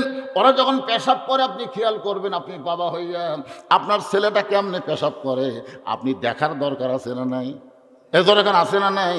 আপনার ছেলেটা বসে করে না দাঁড়ায় করে, আপনার ছেলে পেশাব করার করে পানি লাই কি লাই না, এখন থেকে আপনি খেয়াল করবেন। আপনার বাচ্চার প্রতি আপনার খেয়াল রাখতে হবে, ছেলে হোক বা মেয়ে হোক, আপনি সব সময় খেয়ালে রাখবেন। রাসূল বলেছেন প্রত্যেকটা অভিভাবককে আল্লাহ রাখালের দায়িত্ব দিয়ে দুনিয়াতে প্রেরণ করেছে, রাখালের দায়িত্ব দিয়ে প্রেরণ করেছে। এখন হয়তো আপনি মনে করতেছেন হুজুর আমার তো গরু ছাগল না, আমি কার রাখালি করব? আপনি খেয়াল করে দেখেন, আপনার অধীনস্থ আছে, আপনার গরু ছাগল না থাকলেও আপনার বউ আছে, আপনার ছেলে আছে, আপনার মেয়ে আছে, এই 3টার উপরে আপনার রাখালি করার দরকার আছে না নাই? আপনি সন্ধ্যার সময় আপনার বউ লাইট দিয়ে দেখতেছে, কি দেখতেছে গো? ঘরের মধ্যে হাঁস মুরগি উঠছে কিনা গো দেখতেছি। ঘরের মধ্যে হাঁস মুরগি সন্ধ্যার সময় আপনার বউ দেখে, আপনি গোয়াল ঘরে সন্ধ্যার সময় লাইট দিয়ে গরু ছাগল ঠিক দেখেন, তাহলে আপনার রাত 10টা বেজে গেল, এখন পর্যন্ত আপনার আইডিয়া, আপনি হাঁস মুরগি ঠিকই দেখলেন, কিন্তু আপনার ছেলে রাত 10টা বাজে এখনো বাড়িতে আসেনি, ওটা আপনার দেখা লাগবে না? এ কথা এখন দেখা লাগবে না? ঠিকই মানে 100 ভাগ ঠিক। না দেখলেন আমার কি, আমার বলার কথা আমি বলে যাচ্ছি। আল্লাহ রাসূল নিজের মেয়ের দিকে তাকাইছে, 9 বছরের মেয়ে ফাতেমার দিকে রাসূল তাকায় কাঁদতেছে। ফাতেমা বলে, বাবা কি জন্যে কান্দেন? আল্লাহ রাসূল বলে, ফাতেমা তোমার কি কখনো মনে হয় তোমার বাবা বিশ্ব নবী বলে আল্লাহ তোমাকে জান্নাত দেবে?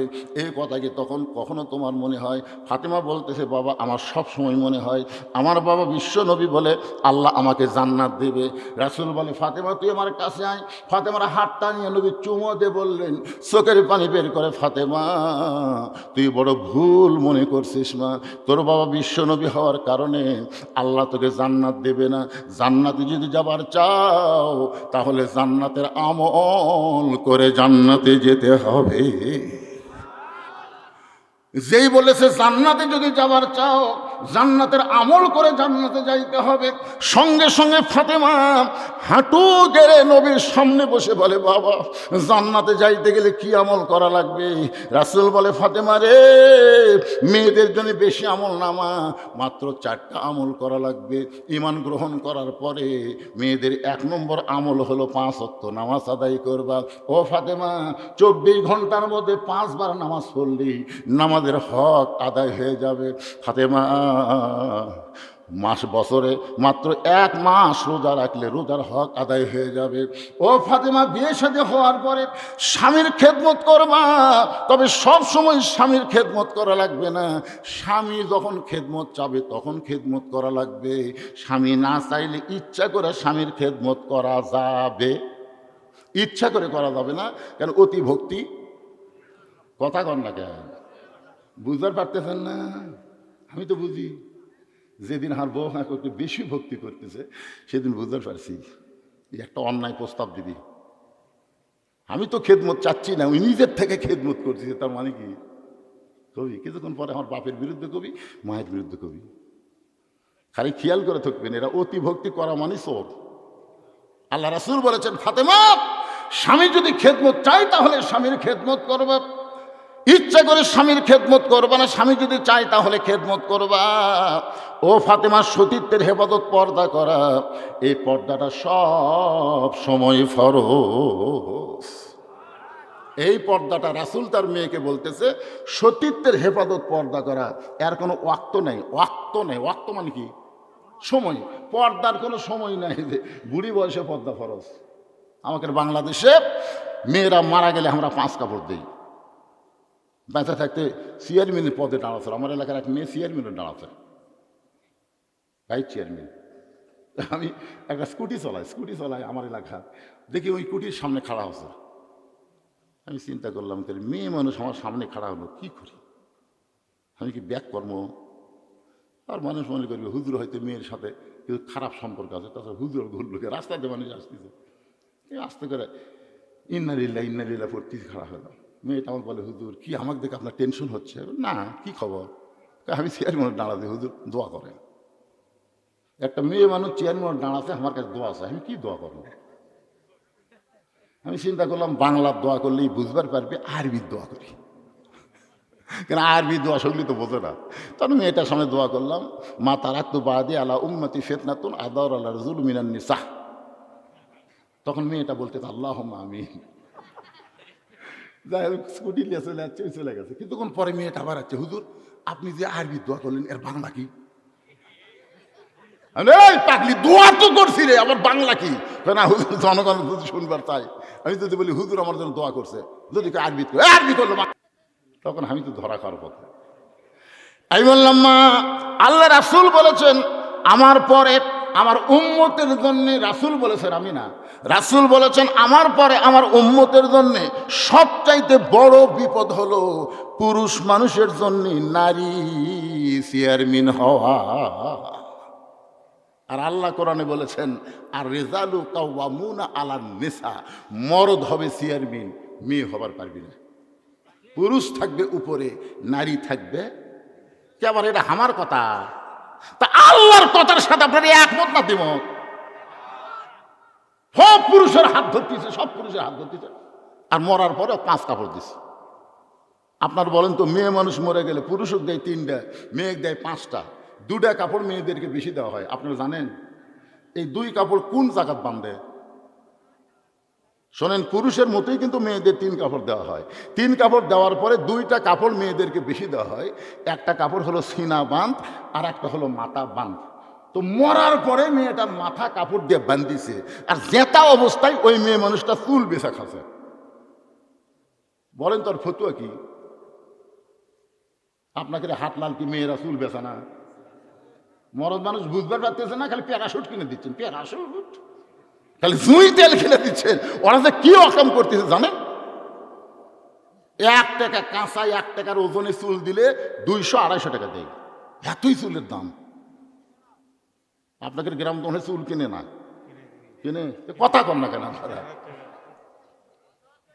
হ্যাঁ হ্যাঁ, এখন চুল দিতে সামান্য একটু কম হচ্ছে।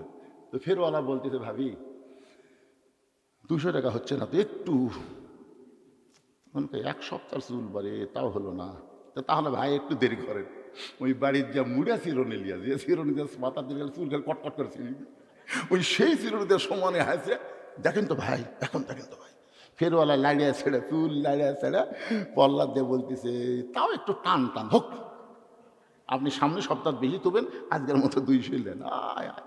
যে মেয়ে মানুষের চুল পরপুরুষ ফেরওয়ালা লাইডিয়া ছেড়ে কিনলো, আর মরার পরে ওর মাথার কাপড় বেঁধে লাভ আছে? কথা কন না কেন, কোনো লাভ হবে? 5 কাপড় দেওয়ার পরে আবার মেয়েদের খাটনিটা পর্যন্ত চাদর দিয়ে ঢাকা দিয়েছে, মেয়েটার খাটনিও পর্যন্ত চাদর দিয়ে ঢাকা দিয়েছে। প্রত্যেকটা পুরুষ মানুষ বলতেছে, মেয়েদের মরা লাশ দেখা জায়েজ নাই, মেয়েদের লাশ দেখা জায়েজ নাই। মেয়েদের লাশ যদি দেখা জায়েজ না থাকে, তাহলে জেতা দেখাও জায়েজ। ফেরেশতারা বলতেছে, আল্লাহ, এই মেয়েটা যতদিন জীবিত ছিল গোটা হাটলালের সব পুরুষ মানুষ চিনে, কিন্তু আজকে কি হলো, মেয়েটা মরে যাওয়ার পরে 5 কাপড় আবার খাটনি চাদর দিয়ে ঢাকলো। আল্লাহ বলে, ফেরেশতা, ওই দেশের নাম হলো বাংলাদেশ, ওই দেশের মেয়েরা বাঁচতে পর্দা করে না, কিন্তু মরার পরে পর্দা করে। রাসূল বলে, ফাতেমা, পর্দা তুমি সব সময় করবে।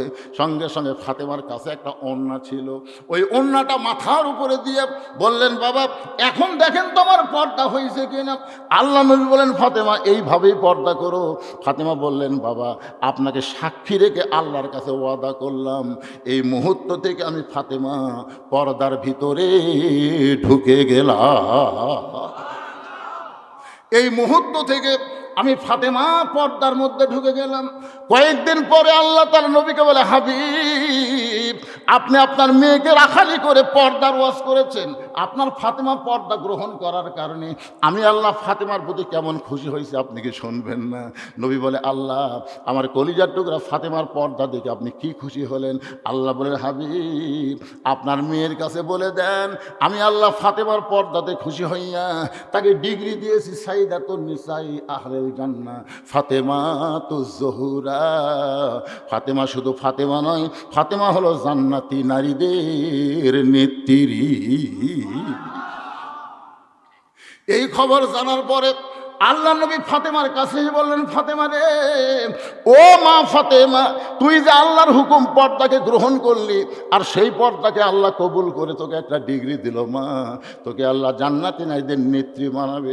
সঙ্গে সঙ্গে ফাতেমা বললেন, বাবা, যেই পর্দা আমল করার কারণে আল্লাহ আমাকে জান্নাতি নারীদের ডিগ্রি দিল, আমি ফাতেমা যতদিন বাঁচবো এই পর্দার মধ্যেই থাকবো। আমি ফাতেমা মরে যাব, কিন্তু পর্দা ছাড়বো না। আসলে মা ফাতেমা যেদিন দুনিয়া থেকে বিদায় নিবে, হযরত আলীকে বুকের মধ্যে ধরে ছোট বাচ্চার মতন কাঁদতেছে। আলী বলে, ফাতেমা কান্দার কারণ কি? ফাতেমা বলে, স্বামী গো, আপনি কি জানেন আজকে রাত্রিবেলায় আমার মৃত্যু হবে? যে বলেছে আজকে রাত্রিবেলায় আমার মৃত্যু হবে, গাছের গোড়া কাটলে গাছটা যেমন পড়ে যায়, হযরত আলী তেমনি পড়ে গেলেন ঘরের মাঝায়। সঙ্গে সঙ্গে ফাতেমা চোখের পানি মুছে স্বামীকে সান্ত্বনা দেওয়ার জন্য মুচকি হাসি দিয়া, যেই ফাতেমা রাতের বেলায় মারা যাবে, সেই ফাতেমার স্বামীকে খুশি করার জন্য চোখের পানি মুছে মুচকি মুচকি হাসি দিয়া স্বামীর মাথা কানা উরাতের মধ্যে নিয়ে কপাল একটা চুমু দে বলে, স্বামী গো, আমি আমার বাবার মুখে শুনেছি পৃথিবীতে একই ব্যক্তি অনেকগুলো ডিগ্রি পাইছে, সেই ব্যক্তির নাম হলো হযরত আলী। ধরে কোন সুবহানাল্লাহ। আল্লাহ নবী বলেছেন, পৃথিবীর সবচাইতে বড় বীর হলো হযরত আলী, পৃথিবীর সবচাইতে বড় জ্ঞানী হলো হযরত আলী। জ্ঞানের দিক দিয়ে হযরত আলী 1 নম্বর, আবার বীরের দিক দিয়েও 1 নম্বর। ওগো স্বামী, এত বড় বীর হইয়া, এত বড় জ্ঞানী হইয়া আপনার বউ রাত্রেবেলা মরবে, এইটা শোনার পরে আপনি যদি এমনভাবে পড়ে যান, তাহলে আপনি কি বিশ্বাস করেন না এই দুনিয়া থাকার জায়গা না, এখানে আসলে যাইতে হবে। যারা আমরা আওয়াজ শুনবার আইছি ভাই, সবাই জাআত সাকারাতুল মাউত হাক্কুন, মৃত্যু সবচাইতে বড় সত্য। আপনাদের হাটনালে হিন্দু আছে না নাই? ওই হিন্দুর কাছে জিজ্ঞাসা করবেন, হিন্দু মৃত্যুকে বিশ্বাস করে, খ্রিস্টান মৃত্যুকে বিশ্বাস করে, মুসলমানও করে, কিন্তু হিন্দু মরলে কোথায় যাবে, খ্রিস্টান মরলে কোথায় যাবে আমরা বলবো না, কিন্তু আমরা মুসলমান দুনিয়া থেকে ইমানের সঙ্গে যখন বিদায় নেব, আমাদের জায়গা কিন্তু কবর হবে না, আমাদের জায়গা আল্লাহ ইল্লিন নামক জান্নাতের বাগান বানায় দিবে। এই জন্য বিশ্বাস করতে হবে এই দুনিয়া থাকার জায়গা না, এখানে আসলে যাইতে হবে। আসলে বলতেছেন না সবাই? আসলে আরো জোরে কতদিন না? একটা সত্যি কথা বলেন, কবে? আপনার বলবেন জানি না। আসলে যাইতে হবে এটাও যেমন সত্য, কবে যাব সেটা আমরা জানি। কারা কারা জানেন না তারা একটু হাত তোলেন তো, যারা জানেন না। আর যারা জানেন হাত নামাথন, টান টান করে তোলের পরে ছোট ছোট বাচ্চারা হাত তুলছে রে, আর বুড়াগুলো তুলবার চাচ্ছে না। হাত নামান, হাত নামান। আল্লাহ বলেছেন, আবার একটা গজলের মধ্যেও আছে, কিন্তু যেদিন ডাক পড়িবে কবর মাঝে যাইতে, জোগাড় কিছু করছো বন্ধু তার মাঝে বিছাইতে। কিন্তু যেদিন ডাক পড়িবে, আমি আমার দ্বিতীয় বক্তাকে বলছিলাম, ভাইজান তোমরা ইয়ং মানুষ, জোয়ান মানুষ, তোমরা একটা আদায় করে লিও, আমি বহুদিন পরে যাচ্ছি, 1 টানা 2 ঘন্টা ওয়াজ করো। কিন্তু কাম হলো না। আমি চিন্তা করলাম, ওটাই যদি আমি আদায়ের কথা কই আপনারা খেপে যাবেন। এই জন্য 1.5 ঘন্টা কথা বলার পরে মাত্র 10 মিনিট আদায় করে আবার 1 টানা ওয়াজ হবে। অসুবিধা আছে? কোন জায়গা কি আমি রাখছি এটা আপনাকে মনে না থাকলে আমার আছে। আমি সেই বক্তা যেখানে ওয়াজ ছাড়ি ওখান থেকে আবার শুরু করি। আপনার আমার ওয়াজ ইউটিউবে শোনেন নাই? যত দূরে যাই না কেন টার্গেট ঠিক আছে, ওয়ালা তামুতুন্না ইল্লা ওয়া আনতুম মুসলিমুন। হ্যাঁ, মুত্তাকির উপরে কথা হবে ভাইজান। এই যে হাটলাল মাজার শরীফ যে মক্তব মাদ্রাসা, এই মাদ্রাসা এবং আগামী বছর এই মাহফিল, শুধু মাদ্রাসা না, আগামী বছর এই মাহফিল যেন করা যায়, এই উপলক্ষে আপনাদের কাছে নগদ বাকি যিনি যা পারবেন মাত্র 10 মিনিটের মধ্যে দিয়ে তারপরে আবার বসবেন, ইনশাল্লাহ আবার একটা না আলোচনা হবে। আল্লাহর বান্দারা এই পিছনের দিকে যান, কেউ যাওয়া শুরু করেন না। আপনি যখনই যাবেন আপনি নিজকে আপনি ধোকা দিচ্ছেন। আপনি কি বুঝতে পারতেছেন? আপনি যায় ফেরত আপনি বাঁচলেন না, গেলেও মরা লাগবে, দিলেও মরা লাগবে। তো এই যে দান করবেন, এই দানটা আপনার জান্নাত পাওয়ার একটা ওসিলা হয়ে যাবে। আল্লাহ রাসূল বলেছেন, আর সখী হাবিবুল্লাহ দানকারী আল্লাহর দোস্ত হয়ে যায়। ধরে কর সুবহানাল্লাহ। জাল জালালি ওয়াল ইকরাম। আয় আল্লাহ তাআলা, হাটলাল ঐতিহাসিক মাহফিল, আয় আল্লাহ তোমার একজন ওলি বান্দা শুয়ে আছে, তাকে কেন্দ্র করে মাজারের মাদ্রাসাকে খেয়াল করে আজকের এই মাহফিল হলো। আল্লাহ আল্লাহ মেহেরবানি করে আজকের মাহফিলের শুরু থেকে শেষ পর্যন্ত যত আলোচনা হয়েছে আল্লাহ, এর মধ্যে যদি ত্রুটি হয়, ভুল হয়, মাফ করে দাও। এর জাহাদিয়া মঞ্জুর করো। সোনার মদিনায় নবী ফাঁকে রওজা মোবারকে আল্লাহ কবুল করে নাও। তবারক হবে মোনাজাতের পরে। আর কিছুই বোঝেন নাকি? তবারক হবে মোনাজাতের পরে। এই লোকটা থামান তো, এই কিন্তু বোঝে না, এই নামাজও পড়েনি মনে হয়। আশ্চর্য কথা। মোনাজাত আর দোয়া ও মুখলিবাত, সমস্ত ইবাদতের মধ্যে মোনাজাত হলো সবচাইতে দামি। হাত তোলা হয়েছে কার কাছে? আমরা ফকির কার কাছে? তবারক দেওয়ার সময় যদি মন যায় তাহলে কি হবে? রব্বানা যালামনা আনফুসানা ওয়া ইল্লাম তাগফির লানা ওয়া তারহামনা লানাকুনান্না মিনাল খাসিরিন। আয় আল্লাহ তাআলা, তোমার বান্দা বান্দিরা আরামের বাড়ি ঘুমকে বাদ দিয়া তোমার মহব্বত কলিজার মধ্যে নিয়ে এই জান্নাতের বাগানে কঠিন শীতের মধ্যে বসে বসে দীর্ঘ সময় কোরআন হাদিস আলোচনা শোনার শেষে আমি গুনাহগারের সঙ্গে রহমতের দরজায় ফকির হয়ে দোকানে হাত তুলেছি। মেহেরবানি করে আজকের মাহফিল আমাদের সকলের হেদায়েতের জন্য, নাজাতের জন্য, জান্নাতের জন্য কবুল করো। এই মাহফিলের শুরু থেকে শেষ পর্যন্ত যত আলোচনা হয়েছে আল্লাহ, এর মধ্যে যদি ত্রুটি হয়, ভুল হয়, মাফ করে দাও। এর যা হাদিয়া মঞ্জুর করো সোনার মদিনায় নবী পাকের রওজা মোবারক আল্লাহ কবুল করে নাও। তামাম আম্বিয়াই কেরাম, আসহাবে কেরাম, তাবিনী কেরাম, তাবা তাবিনী কেরাম, তামাম পৃথিবীর মাটির নিচে যত মুমিন মুমিন আসে আছে আল্লাহ সকল আরো আফরে হাদিয়া কবুল করো। আল্লাহ তাআলা এই হাটলাল গ্রামে যত মুর্দা কবরে আছে আল্লাহ সব কবরকে জান্নাতের টুকরা বানাও। বিশেষ করে আমার মিতাজি বজলুর রশিদ, কতদিন আমরা একসঙ্গে মাহফিল করেছি আল্লাহ, আজকে সে আর দুনিয়াতে নাই, তার জন্য দোয়া করি আল্লাহ তার কবরকে জান্নাতের টুকরা কবুল করে নাও। মাবুদ, কত আগে থেকে তোমার এই গ্রামে, তোমার এই বান্দা বান্দিদের গ্রামে ওয়াজ করতেছি, কত চলে গেছে কবরে। আজকে আসি ঠিকই কিন্তু তাদের সোনামুখ আর দেখতে পাই না। আল্লাহ সকলের কবরে যাওয়ার মতন সময় আমার হয় না। আজকে হাজার হাজার মানুষ নিয়ে তোমার দরবার আজ করি। এই হাটলাল গ্রামে যারা কবরের মধ্যে ছাইত তাদের সকল আর কবরকে জান্নাতের টুকরা কবুল করে না আল্লাহ।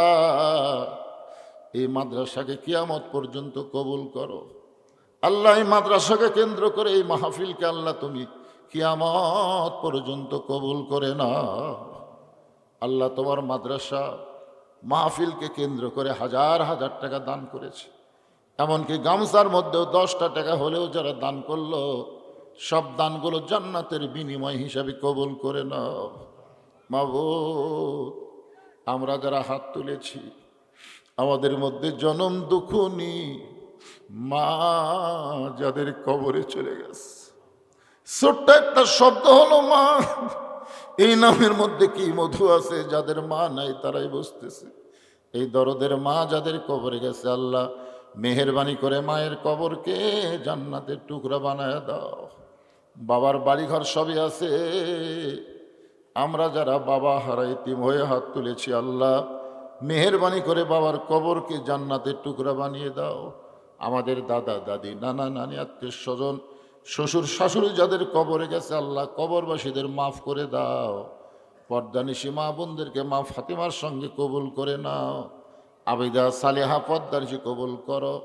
আমি অসুস্থ, আমার মতো অসুস্থ অবস্থায় যারা হাত তুলেছি আল্লাহ সবাইকে সুস্থতার নিয়ামত দান করে দাও আল্লাহ। বেগম জিয়া দুনিয়া থেকে বিদায় হয়ে গেছে আল্লাহ, তার জন্য প্রাণ খুলে আমরা দোয়া করি আল্লাহ। আগামীকাল তার জানাজা হবে, কবরস্থ হবে আল্লাহ, তার কবরকে জান্নাতের টুকরা কবুল করে জান্নাতের উচ্চ মাকাম তাকে দান করে দাও মাবুদ। কত মানুষের জানাজার নামাজ আমরা পড়েছি, এই 2 হাত দিয়ে কত কবরে আমরা মাটি দিয়েছি। একদিন আমরা সবাই মরে যাব, যেদিন আমাদের মৃত্যু হবে দিনটা যেন জুমার দিন হয়, মাসটা রমজান মাস হয়। ইমানের সাথে ইজ্জতের সাথে দুনিয়া থেকে বিদায় নেওয়ার তৌফিক দিয়া দিও আল্লাহ। নতুন কমিটি হয়েছে আল্লাহ, এই কমিটির সভাপতি, সহসভাপতি, সেক্রেটারি, কেশিয়ার সদস্য আল্লাহ সকলকেই কবুল করো। যারা কষ্ট করে তাবারক পাক করেছে আল্লাহ তাদের প্রতি তুমি রহম করো আল্লাহ। সকলকে 5 ওয়াক্ত নামাজি হিসাবে কবুল করে নাও আল্লাহ। ফয়সাল পারভেজ তার জন্য দোয়া করি, মোশারফ ভাইয়ের জন্য দোয়া করি আল্লাহ। তুইজ্জু মান তাশা, তুমি যাকে সম্মান দিবে কেউ তাকে অপমান করবে না, তুমি যাকে অপমান করবা কেউ তাকে সম্মান দিতে পারবে না আল্লাহ। আল্লাহ যাকে তোমার পছন্দ জনগণের খাদিম হিসাবে আল্লাহ তুমি তাকে কবুল করে নিও আল্লাহ। সুবহান রাব্বিকা রাব্বিল ইজ্জাতি আম্মা ইয়াসিফুন ওয়া সালামুন আলাল মুরসালিন আলহামদুলিল্লাহি রাব্বিল আলামিন। ওয়াজাল আখিরাতি কালিমাতুনা ইনদাল মাউতি লা ইলাহা ইল্লাল্লাহু মুহাম্মাদুর রাসূলুল্লাহ।